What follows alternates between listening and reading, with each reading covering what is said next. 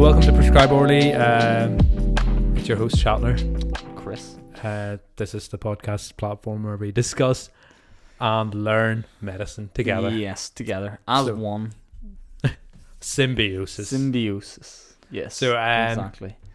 Yep. So kick back and relax and listen to us chat absolute rubbish for approximately 20 to 25 minutes.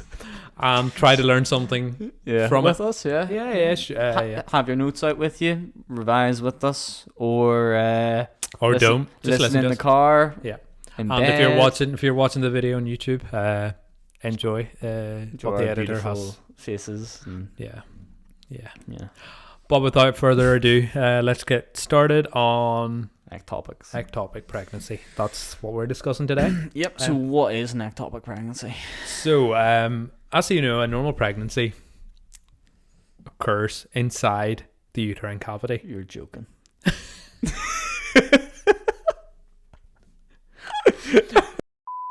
It does happen inside the uterine cavity. Okay. So, you can tell we're medical students. Like we know so much. We know so much. I actually see, to be honest, uterine cavity. What is that? That's the bit inside the uterus, isn't it? Perfect. So, I am a medical student. I know what I'm talking about. Ectopic usually happens whenever the embryo implants outside the uterine cavity. So, and it's more common with, what would you say, like, it's mostly common with increased maternal age. Yes. And lower socioeconomic class, which I didn't know about I till didn't know today. that either. And that's interesting. While we were looking at this before the podcast. I don't know the reasoning. If you do know the reasoning, comment below. And if you're listening on the podcast, just look it up. Okay. Yeah. Cool. The predisposing factors. So we'll have our sort of increased maternal age, but we also have, quite self-explanatory. Yeah. Any damage to the tubes. So that if you have a hole in your fallopian tubes and the embryo falls out, then there we go. If they've had their tubes removed, via salpingitis. Salpingectomy, yeah. Or like salpingitis as well if you have inflammation in the tubes. Yeah. PID, pelvic inflammatory disorders. That also cause damage, And obviously, like anything, if you've had it before. Yeah. With gynae, anything typically, before. yeah. If you've had X thing before in obstetrics and gynae, it's more likely to crop up again. So previous ectopic. And then leading on from that pelvic inflammatory sort of disease, your endometriosis as well can increase your chances. Would make sense. Actually, the progesterone only pill. And I would love to go through the scientific reasoning for that, but since we're cut short in our timing, we'll move on. Yeah, if you can look that up. That's why we're skipping it. It's not the fact. Just remember progesterone only pill and previous ectopic and PID can. I'm wondering, does the POP do it because progesterone causes sloshing of the endometrial lining? Yeah. It would make sense. See, that's a certain amount of inflammation that can cause. I think we've cracked it. I told you I didn't want to go into it because of the time. Man. Hey, I summarized it within 10 seconds. How cool is that? That's very cool. So ectopic is also it's not like a miscarriage, to be honest. So cervical os is closed for ectopic pregnancy. Yeah. That's what you see in a normal bimanual. Is it? Yeah, bimanual examination. It won't be bimanual, it'll be speculum examination. Speculum exam, sorry, yeah. Yeah, cervix is closed. I actually can't actually see the cervix with a bimanual. Yeah, actually, yeah. On a bimanual examination, you'll feel that the uterus is firm and there's an adnexal mass. Ooh. But that's what does adnexal mean, Shatner? It's like, do you know your adnexa? Just like a maggot. I have no idea. Editor, just figure it out. It's where adnexa, I think, means ovaries or something like that. So a mass. So I was right. But that is not what you said. There's mass in the adnexa. Yeah. That's what I said. You can't say the definition of something and have the actual word inside the definition. Oh, okay. That's okay. But now I know. Do you know what? I'm actually going to Google what Papa Google. What is adnexal mass? What is Add next. Are you searching up too? Aye. Why I not? thought you were gonna like a lump or lump in tissue The near parts adjoining an organ. what? Okay, cool. Just a mass that's kind of RIF region, LIF region. I'm gonna assume Yeah, that okay. sort of stuff. And You'll feel a mass. your most common site for an ectopic pregnancy is the ampulla. So if you ever get questions saying, where could this ectopic pregnancy be? Yeah, it's I've the seen ampulla. quite a few of those type of questions of like, okay, where's this ectopic most likely occurring? And Isn't like the sort of 70%? So or like something like that. ampulla. So this is your fimbriae, and like ampulla is like here's. We can just why are you doing that? We can just get the editor to whack it in. Oh, I whack it in. Editor, fimbriae, ampulla. Ampulla. Draw it out. I want you to draw it out for us. He's not going to draw it out, but it's okay. And like the most dangerous ectopic would be in your. It's called a cornice ectopics, because it's hard to surgically operate the location. I have no idea where the location What is. is that? So yeah, I have no idea where the. What on earth? Are you going to search it up? I'm genuinely like Interested? yeah. Cornice ectopic. Fun fact of the day: if you don't learn anything, cornice ectopic is hard. So your cornice ectopic is literally like. So you got the, what do you call it? The uterus, and it's like before. Oh, like at the sort of Yeah. joining of the uterus and the tubes. And the tubes, yeah. So it's right there. Yeah.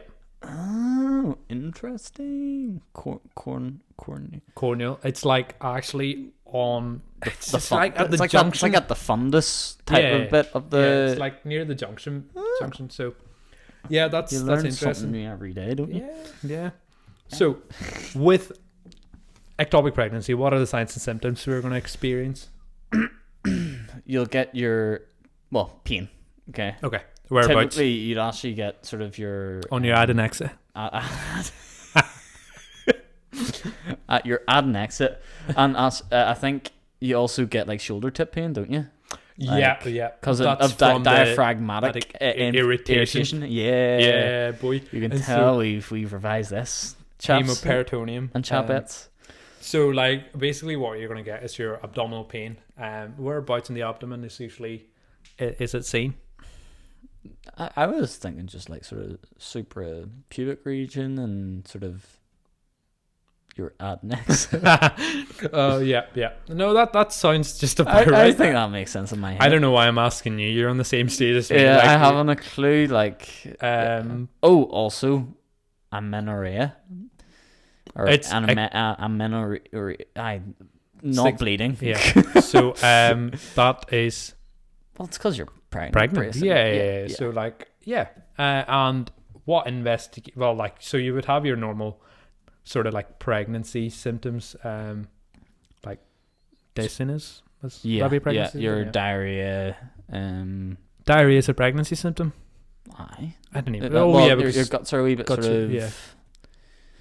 They're a wee bit on. They're uncertain. preparing to be rewired. Aye. Yeah, to occupy a human in there. I'm just going with the logic here. Yeah. Let's go with that. Also, just to reiterate on that pain, Yeah, it's so lower abdominal, but Shoulder it'll be, tip pain. It'll be unilateral Yeah. as well. lower abdominal, unilateral pain, and Shoulder tip. shoulder tip. Yeah. Just remember, if you see those in someone with Any woman of childbearing age, you should always And suspect this ectopic. will serve you well if you're like say on like a doctor in A&E or whatever. Any You GP. always Yeah. like this is preached into us, like always do a pregnancy test in Always, these sort yeah. of situations of abdominal pain, just in case, because Mhm. you don't want to be the idiot that misses that. Yeah, and touching on that pregnancy test, Yeah, it's all first line investigation. anyone with childbearing age, abdominal pain, Cause it's so quick and easy. Yeah, you get that done. amenorrhea. Yeah, you get that done, and then you go straight into your ultrasound. Straight in. You ask them, have you done your pregnancy test? Have you done a pregnancy test? And you can do one as well. And then first line investigation is ultrasound. Yeah. So you just need to figure out if there's an ectopic and where it is actually located. That's right.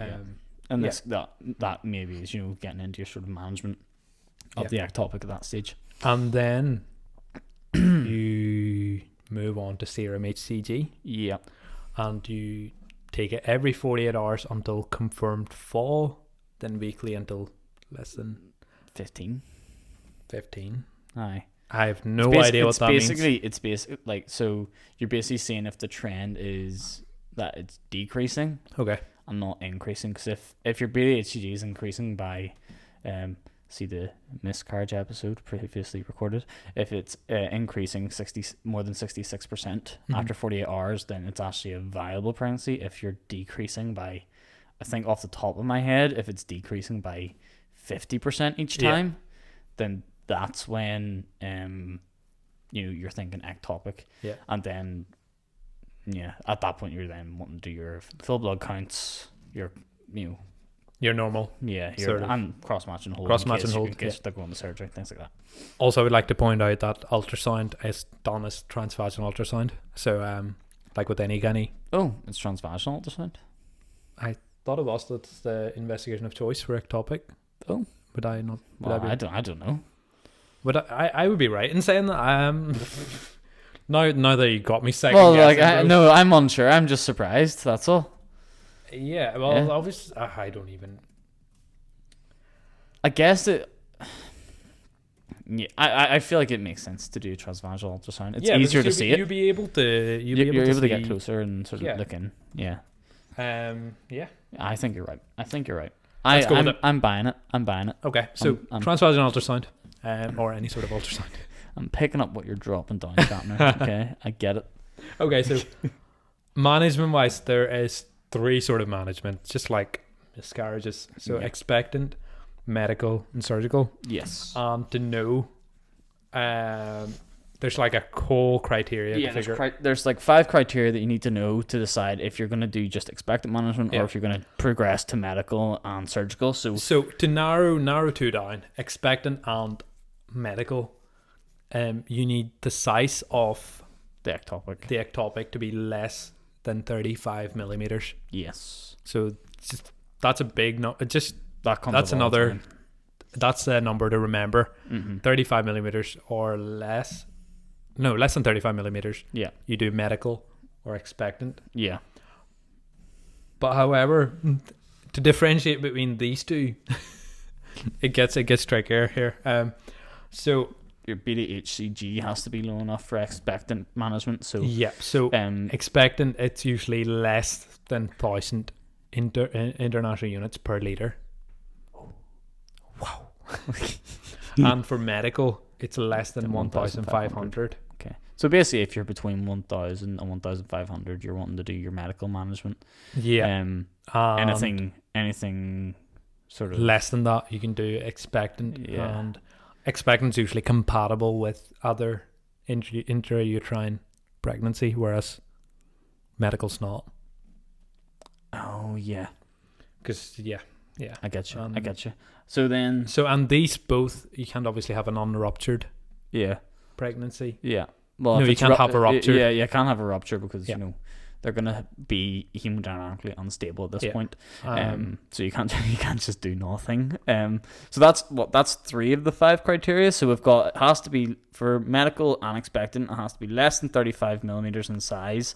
It has to be unruptured, and it has to have a beta HCG of less than 1,000 for expectant and less than 1,500 for medical.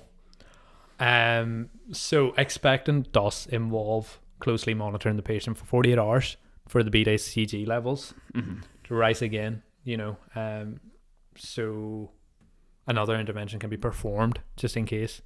Right. Okay. So like according to the level of the beta HCG, if it's rising more than 1,500, you obviously would do. You're expecting to do surgical medical at that point. No medical.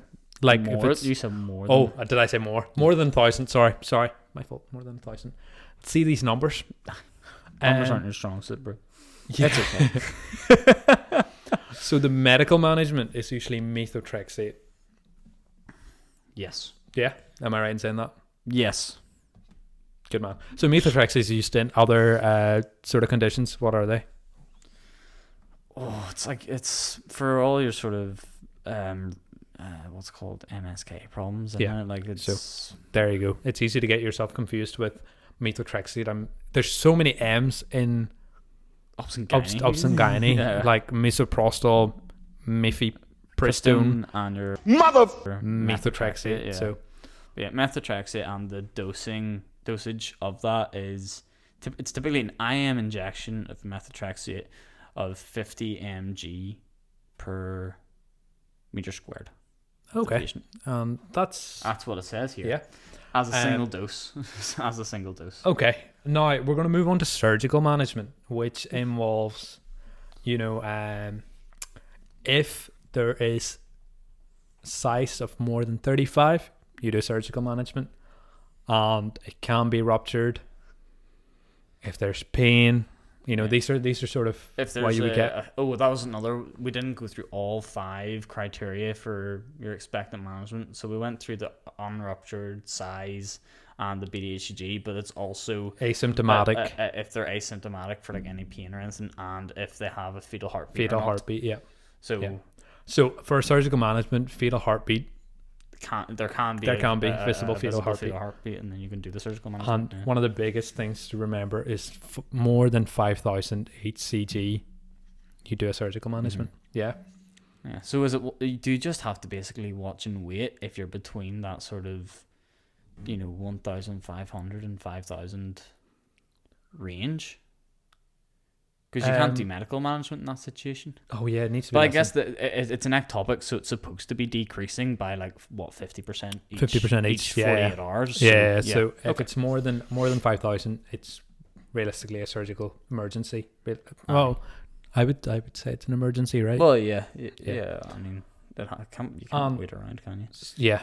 Surgical management involves 2 things. Well, it can be a salpingectomy and a salpingeotomy. So the way I remember this, ectomy is taking something out. Mm-hmm. Otomy is just removing the whole yolk. Is it?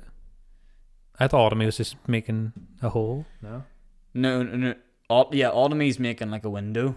Yeah. And taking it out. Yeah. Ectomy is taking the whole thing out. Yeah. So if like before we mentioned, most commonly happens in the ampulla. Yeah. So if you could either cut a wee window into the ampulla and take out the ectopic, yeah, or you just take out the whole tube altogether. Okay. Salping meaning fallopian tube. Fallopian tubes. So ectomy meaning removal. So salpingectomy is first line for women with no other risk for infertility. So if someone has risk factors like tube damages or anything like that from endometriosis or PID, so you would then choose to do salpingeotomy. Okay. Yeah. Aye. Because you're not taking the. Aye. If you're taking the highway out, how's the car supposed to get to its destination? Bang on. That's a good analogy, actually. Oh my God, so you're on fire. I'm so intelligent. That's brilliant. So, hand me my doctorate right now. I don't think you got a doctorate, bro. Or bachelor's. Well, sure, whatever. So, salpingectomy. Remember, if you do salpingectomy, if there's no risk factors for infertility. Yeah. And salpingeotomy, if there is risk factors for infertility. Yes.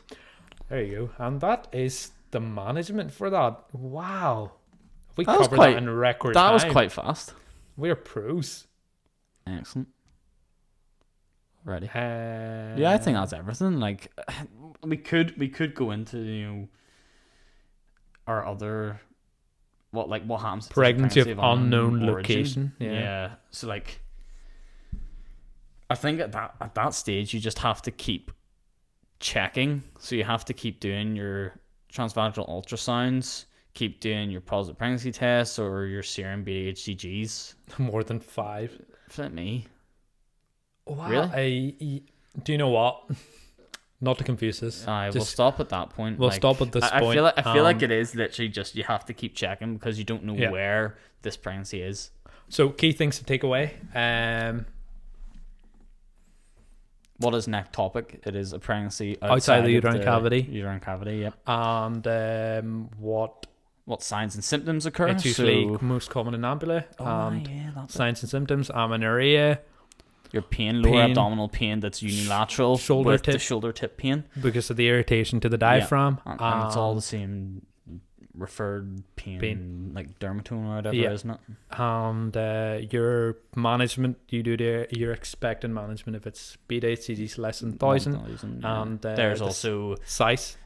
size. It's unruptured. There's Asymptomatic. no heartbeat, and there's Yeah. asymptomatic, and then everything else you just have to like Medical management, which yeah, is methotrexate, and beta HCG over 5,000. You do surgical management, which is your salpingotomy or And salpingectomy. You do the ectomy for someone who Doesn't has have other- risk factors for infertility. Mm-hmm. Otomy, you do it for someone who's risk Got for some other infertility. problems going on. Yeah. So that's it for today. Hope you like our podcast. Hi. Enjoy.